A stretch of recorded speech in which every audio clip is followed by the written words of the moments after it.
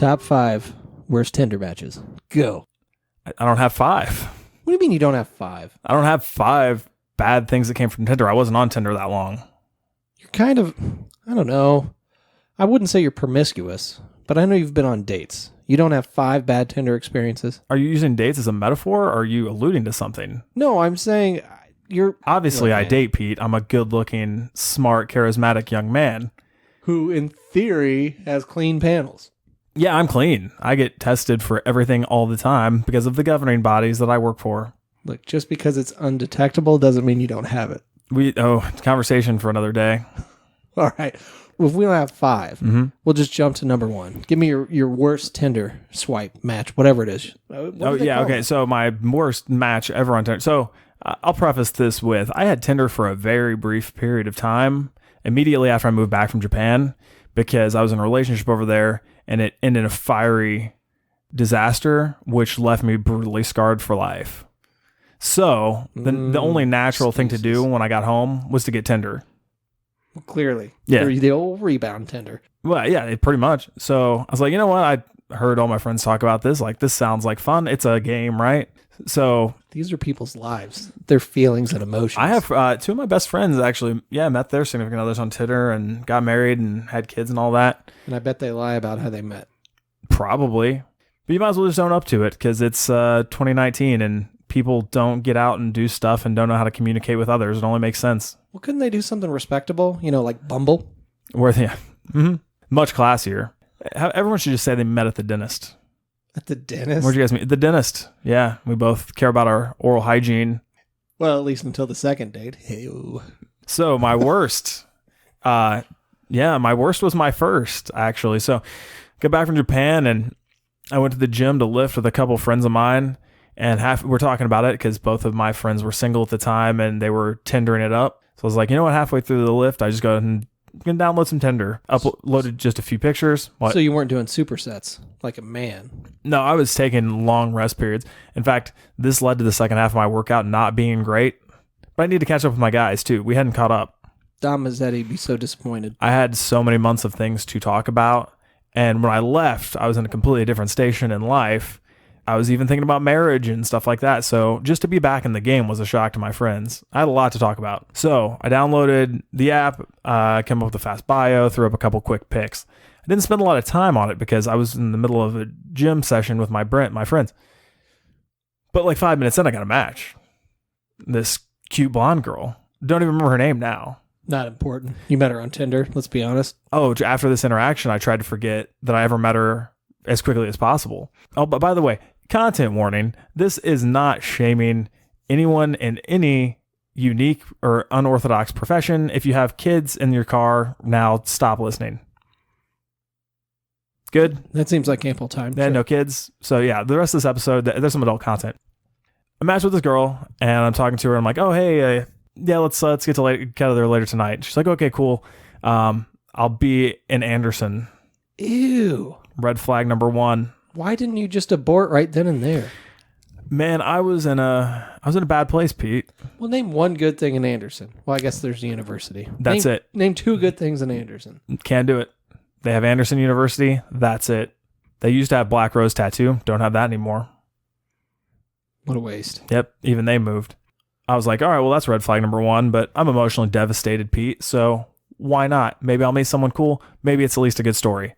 And actually, it ended up being a decent story. Not for good reasons. So I drive over and I meet this girl at this bar. And I pull up to this bar. Couldn't even tell you what it was. I can't remember. But I pull into the parking lot. And I looked around. I was like, wow. This is garbage. Like, this was a trashy establishment. It's Anderson. I know, and I don't know what I was expecting. But one time I went to a nice bar in Anderson. I actually did a wrestling show once in Anderson. They said the after party was at this hotel bar. We all got skeptical and didn't want to go. Then we went to this hotel bar, and it was like an actual nice club. And we had a great night. And everyone walked out with clean panels? I don't know. I don't ask questions. I walk into the bar, and the flags just get even worse. I'm looking left and right. And this is a trashy, trashy place. And I'm looking around, and they are trashy, trashy people. No judgment. No judgment-free zone. Yeah, no judgment. I walk up to the bar because she said she's at the bar. And at the bar, there are, to my left, like 7 feet away, there's this blonde girl. And then to my right, around the corner of the bar, probably another 7 or 8 feet away, is another blonde girl. They're the only 2 blonde women at this bar. I'm supposed to be meeting a cute blonde woman at this bar. But I look at both of them, and neither of them look like this girl. This sounds like Tinder. Yeah, so far I'm with you. So far we're checking out. And so I look at the one on the right. We make eye contact. And I'm waiting for any acknowledgement. Nothing. I look to the girl on the left. She's not looking my way, and she doesn't look my way. So I'm like, I guess it's probably her. But I don't want to poke her on the shoulder or anything, because I'm always worried about at an establishment like that. Like, hey, you start talking to a girl, boom, there's a guy. Especially here in Anderson. Like, dude's probably going to pull out a chain or a switchblade or something real fast and try and kill me. And there was just a miscommunication, and he's not going to believe that because he's probably an alcoholic. Roadhouse. Not to judge anyone who lives in Anderson, no judgment. So I'm like, all right, I'm just going to go ahead and sit at this table kind of in between the two. So I sat down at the table, and eventually the girl on the left looks over, makes eye contact with me, no acknowledgement. So I'm like, all right, this is weird and stupid. So I sit down at the table. I wait for a minute just seeing like, is anyone going to come up and say hello? I'm like, all right, well, I guess I'll go ahead and send a message. So I open on my phone, send a message. I'm like, hey, I'm here, just sat down at a table. Don't know if you're in here. The girl on the right, from the right, gets up, walks past me, looks directly in my eyes again as she walks to the bathroom. So I wait there, and another like 2 minutes goes by. And eventually that same girl like comes around the corner, but from like a different way. It's like, psst. Psst. Hey. I turn like, hi, how's it going? So awkward, man. So awkward. She saw me. We made eye contact. I look like my pictures. Well, and why is that the greeting? Real weird. I don't know. Like, yeah, the way she was trying to get my attention is to say like, you're an idiot. It was like condescending, I felt. Like, hey, I look like my pictures. Don't blame me that I walked in and there were 2 not super attractive blonde girls that looked similar, but neither similar to the picture that I swiped right on earlier. Like, don't judge me. I didn't lie. There wasn't a picture of Mark Wahlberg you swipe right on, and then you're stunned when I walk in the bar. Next time you make a Tinder profile, should that happen, just put all photos of Mark Wahlberg. Yeah. Maybe some young ones so it doesn't look exactly like him, but still really handsome. So I end up joining her at the bar, and we start talking. I feel bad for the situations that she has potentially been in her life. No judgment. But there's certain things on a first date you might not say to people, right? I would think so. I think that's just kind of a common courtesy, and or maybe you want to have a second date, so you just omit certain things. Yeah.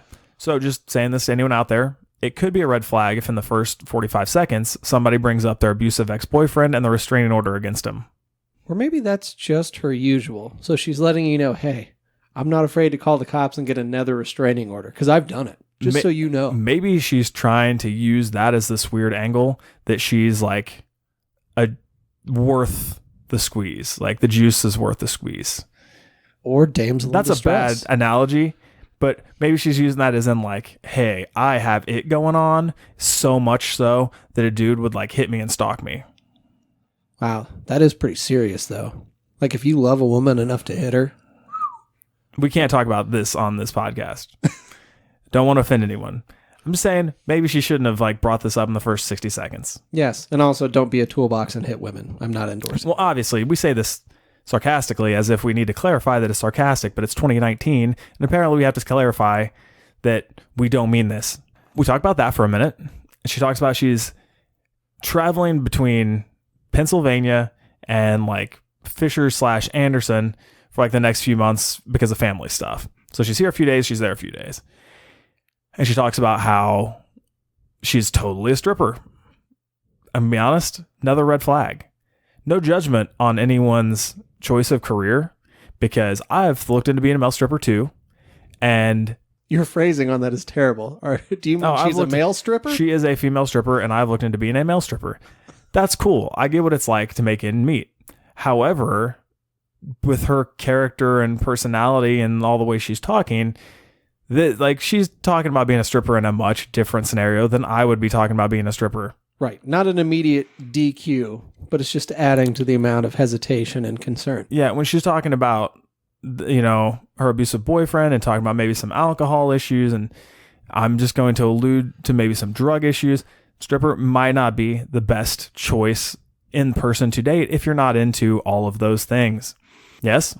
Fair point. Yep. Yeah. So we keep talking for another little while. Because you're clearly into all of those things. Yeah, I wanted to leave so much. I want to leave so badly. I wasn't attracted to her. I didn't feel a spark. She didn't even come off as very nice. She was just okay. Like, she didn't strike me as a nice person. We didn't have super in-depth, intelligent conversation. We didn't have anything in common. I just didn't want to stay. But I did, because I wanted to just be, like, nice, or hope that there's some light at the end of the tunnel. She's got to have a redeeming quality somewhere. That's what I was looking for.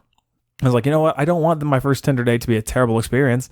So I'm just going to give this girl a chance. I don't have anything to do tonight anyway. I was probably unemployed.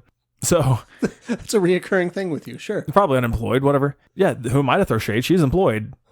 She's at least got a job. Yeah. There you go. Finding the positives. We ended up talking for a while. About halfway through the conversation, her phone rings. She answers. She steps outside from it, comes back in, and she seems kind of distraught. She told me that, one of her best friends just had something really bad happen to her. So her best friend is all messed up right now. I was like, oh, I'm so sorry to hear that. And we keep talking. I was like, if you needed to go, that's cool. Like, honestly, I'm kind of hoping. You found your out, man. I was like, honestly, I'm kind of hoping you go. I'm kind of hoping I can go. I just don't want to stand up and walk out. What if I had stood up and walked out? I should have stood up and walked out. No, wait a minute. So far, you're not a bad person. So far, don't ruin this, man. You're being a good guy. I know, but what if I had just, now in a conversation in life, I want to be in the middle of a conversation with someone, stand up and walk out. Now, do you make a declarative statement like, I don't have time for this in my life? No. Or you just get up and walk? Stand up and walk out without saying anything. That's like next level ghosting, because usually ghosting is not done to someone's face. They wonder, oh man, did something bad happen? It's like, no, they know. You're just done. Yeah. Just stand up, walk out. I think it's better with no explanation. It's funnier for sure. Mm-hmm. Or the other day I joked about a little kid was telling me something, and I want to be like, oh, that's really interesting. Tell me more. And then walk away. You can't do that to a kid, man. It's even funnier. Being addicted to kids is funny. No, well, it's funny, but I think it makes you a bad person. I mean, if you're prepared to be that guy, a little bit. It's like a little kid slips and falls on the ice. It's hilarious, but you have to try and hold back the laugh. Make sure they're like not injured, and then laugh away. But they're pliable individual creatures. Like, they bounce back. Their stuff's not formed. They're not fully formed humans. It's fine. Yeah. So I mean, legitimately, their bodies aren't fully formed. They bounce more. No, that part's truthful. Yeah. Their skulls are like Play-Doh. So I don't know if that's quite apt, but sure. I mean, it's close enough. So anyway, we're talking more and more. We talk for another, I don't know, probably a really long time, 45 minutes, like something like that. You've put in your time. Yeah. So I've been there for over an hour. We're talking with this individual who's fine. This was an experience. Something to talk about later. Something to joke about with the guys when I lift the next day. Time comes to leave. I think I was like, hey, it's like 1 a.m., 2 a.m. I should probably get going because I got to be up early. I didn't. Because you didn't have a job. I didn't have a job. I don't have a life. My everything was ruined. It was in a real bad spot, Pete. So probably should have started therapy back then. But I was like, all right, I'm gonna leave. And she's like, oh, hey, we should like definitely hook up, but I don't want to tonight because of my friend. It's got me in like a weird state of mind. So maybe we should like hook up like later, like on Tuesday. There it is. There's that redeeming quality you were hanging around for. Promiscuity, Pete. At no point in our conversation did anything come up about hooking up or intercourse. We didn't talk about any of this stuff. Well, it might have come up because you said she was from Pennsylvania, right? Mm-hmm. I mean, there's an intercourse, Pennsylvania. It's true. That didn't come up. She wasn't from there. I think she was from Pittsburgh, which, good city. I hate to trash it with her type. Wait, wouldn't she have trashed it? Yeah, I didn't. I've never done anything wrong to Pennsylvania. And she was like, maybe like not tonight, but in like 2 days or like the next day. So I'm like, yeah, you know what? You got it.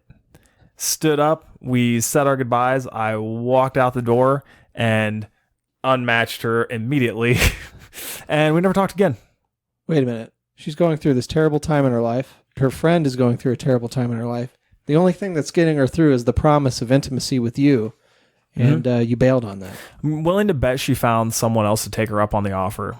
Probably quickly and probably trashier than me. Well, here's hoping. Yeah, I wish her all the best.